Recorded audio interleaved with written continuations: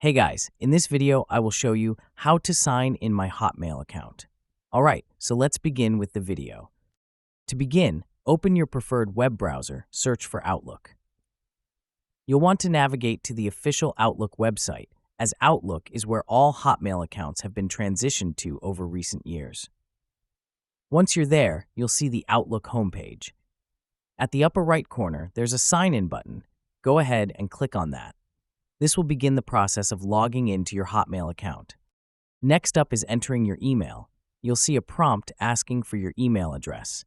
Type in your full Hotmail address, and be sure to double-check your spelling here to ensure everything is correct. Now it's time to enter your password. On the new page that loads, you'll see a space for your password. Carefully enter your password into the field. Once you've entered your password, click on the Sign In button. Now, after signing in, you might encounter a prompt asking if you want to stay signed in. Choose according to your choice, and you will be signed in to your Outlook account. And that's it. So that is how you can sign in my Hotmail account. So that's all for this video. Thanks.